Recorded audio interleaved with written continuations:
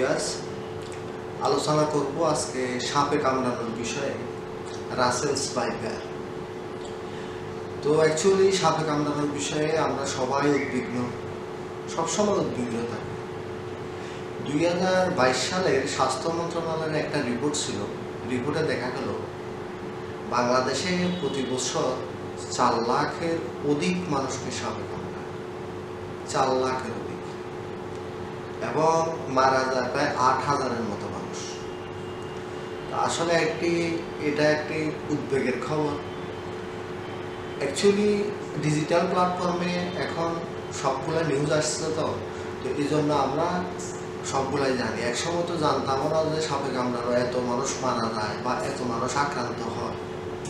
তো সাপে কামড়ালে একটা অ্যান্টিভেনম আছে, যে অ্যান্টিভেনমটা দিলে ভ্যাকসিন সাপের বিষটা আপনার নষ্ট হয়ে যায় বা প্রতিরোধ করে।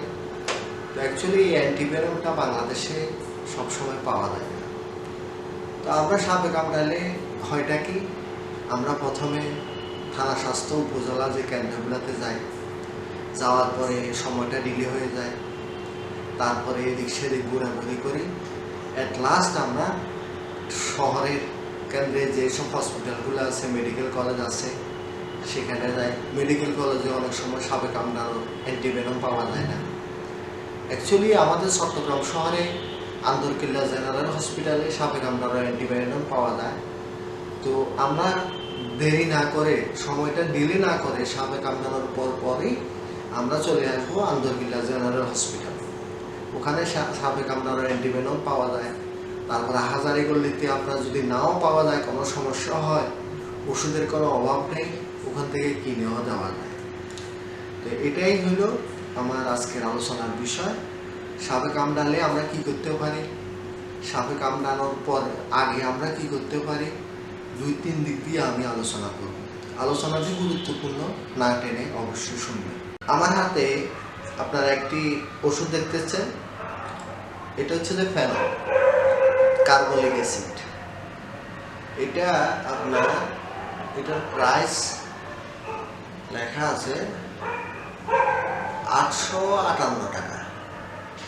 858 টাকা আপনার, এটা 2018 সালের উৎপাদন। 858 টাকা ফেনল কার্বলিক অ্যাসিড।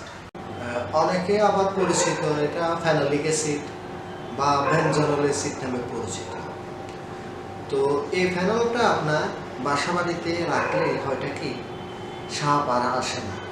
এটাতে এক ধরনের রেডিয়েশন আছে অ্যাসিডে, ওই রেডিয়েশন সাপকে মানে তেতো করে, সাপের নিঃশ্বাসটা যখন পায় এই অ্যাসিডের, তখন সাপ ওইখানে যেতে ইচ্ছে করে না।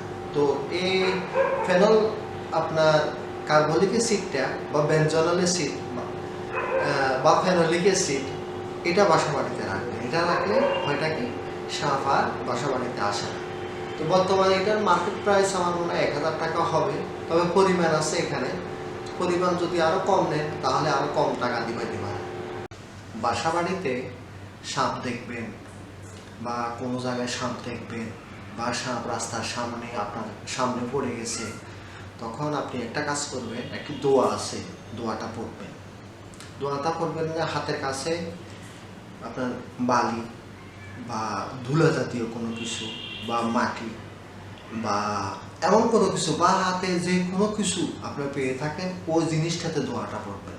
বিসমিল্লাহ বলে আপনার সালামুল ইল ইয়াসিন, এটা 3 বার পড়বেন। 3 বার পড়ে ফু দিবেন 3 বার।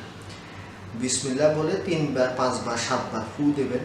তবে 3 বার কমের মধ্যে 3 বার পড়বেন। ফু দিয়ে আপনি সাপের দিকে মারবেন, দেখবেন সাপ আপনার সামনে থেকে চলে যাবে। তো অ্যাকচুয়ালি কোনো জিনিস মারলে যে সাপ আপনার দিকে তেড়ে আসবে না, এটা দোয়াটা হচ্ছে যে আপনার কোরআনের। তো সালামুল ইল ইয়াসিন দোয়াটা মনে রাখবেন, দোয়াটা পড়বেন। এটা অ্যাকচুয়ালি আমি করতাম। আপনার সাপ দেখলে হয়টা কি, এই দোয়াটা পড়ে আপনার একটা সাপ দেখছেন, যদি চতুর্দিকে ধুলের মধ্যে ধুল দিয়ে যদি আপনি ঘিরে ফেলেন, সাপটা এই ইয়ার মধ্যে, এই ব্যাগার থেকে বেরোতে পারবে না। সাপটা যদি গাছের উপরে থাকে, আপনার সালামুল ইল ইয়াসিন পড়ে যদি দোয়াটা আপনি কোনো ধুল মারেন, গাছ থেকে পড়ে যাবে। অর্থাৎ সাপ তাড়ানো, সাপ থেকে রক্ষা পাওয়ার এটা আমাদের শেষ আশ্রয় সালামুল ইল ইয়াসিন। অবশ্যই ভিডিওটি সবার কাছে শেয়ার করবেন জনস্বার্থে, কারণ এটা সচেতনতার ভিডিও। ধন্যবাদ।